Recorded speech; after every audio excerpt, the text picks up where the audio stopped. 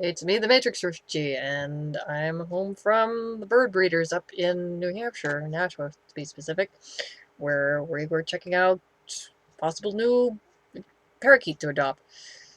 And went a little, I was exactly say we went a little crazy online, searching for bird breeders, but we figured, okay, our first parakeet, well, like my first parakeet, we had him from a breeder, and he was a nice, strong, healthy little bird, and we had him for a number of years, and so we figured, okay, we'll go back to another bird breeder and see if we can't adopt a bird that way. So went to a place up in Nashua, New Hampshire, and we're getting a new little parakeet. Oh, he's so cute. Wish I had pictures, but I guess in our joy of discovering a new little bird and mulling over adopting do we adopt this one? Which one do we get? But I forgot to take pictures. Oh well. But we found this one place through an internet search. Um, my dad, paid a visit last night, checked things out, and they seemed like really nice people. So we went back to, the three of us went up there this afternoon, and sure enough, they had two little bitty blue ones that not quite ready to go home. They're about 4 weeks old, so they need another 4 weeks to really grow into themselves. But they're about ready to start, the process of finding them a nice family to take them in. And oh, this one is so cute. He's in his little bird incubator, and he's peeking up his little head. Look at it. It's like, ooh, who are you? So this one seems like he's got a lot of personality already. I mean, he's only a month old, but I think he was giving us the take me home vibe, They do that. It's like sometimes birds will just, they'll check you out, and it's like animals can sense things. They can tell if people are good people or not. And so, sometimes they'll, in a situation like that, they will give you the vibe. They will give you the, you seem like nice people. Can you give me a home, please? I'm cute. You know? So, this is wonderful. I mean, it's gonna be another 4 weeks before we can get him home, but we've started the process for adopting him and whatnot. We signed the papers and, made a down payment on the adoption fee and whatnot. And that's great. This is great. I mean, it's like, you know, he just seems like a sweet little bird, and the people that run the place seem like the nicest folks. I mean, the guy that runs it seems like a real sweetheart, and the two ladies that work there seem like there's this macaw sitting on a macaw stand in the middle of the store, and the one girl is talking to him and playing with him and rubbing his head, and he's just making happy macaw noises at her, and I was like, these people are nice. These people clearly love birds. So.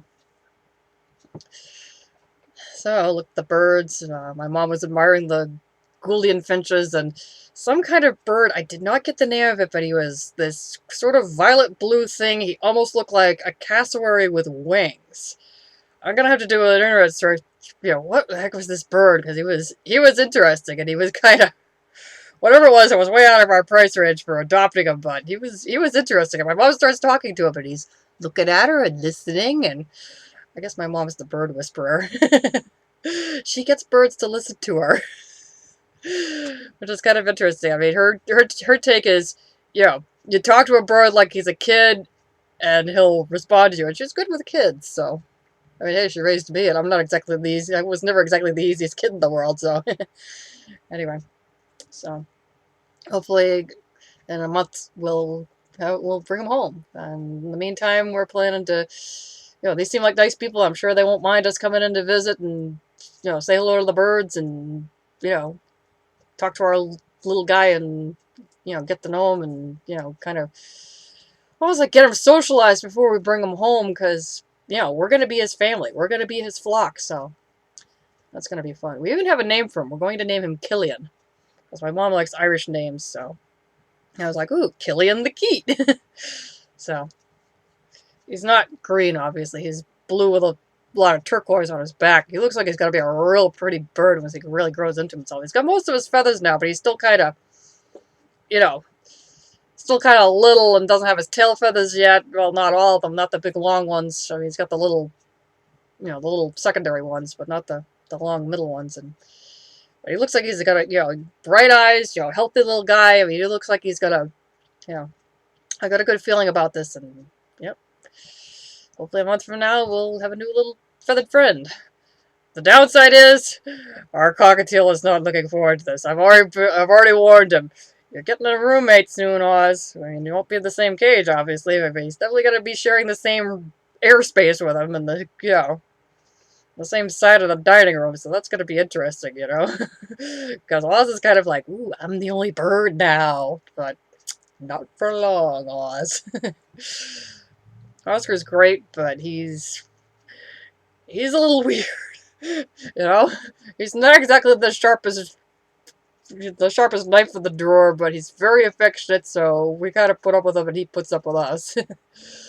Also, he's the jitteriest thing ever. I don't know if I've talked about him before or not, but I'd like to describe him as, Don Knotts as a bird. He's high-strung and jittery, and, the least little thing gets him all, what's with that, Oh yeah, Barney Fife as a bird. Maybe I should have named him Barney if I'd known better. I named him Oscar in honor of Oscar Schindler, the rescuer of thousands of Jewish people during the Holocaust, but our bird doesn't exactly live up to the reputation of his namesake. Oh well. Well, he's certainly friendly enough, but he's just, as my dad puts it, dumb as a post, but cute as a button. So we put up with him, and he puts up with us. Although he doesn't put up with our parakeets. Oscar does not like parakeets. He's terrified of them. It's like, But of course, in some ways, cockatiels are like cats, and budgies are like puppies. So I guess it's, the way that dogs and cats don't necessarily get along because, dogs are more, pushy and outgoing, and, their behavior is the reverse of cat behavior. So I guess that's the same. The same applies with cockatiels and budgies.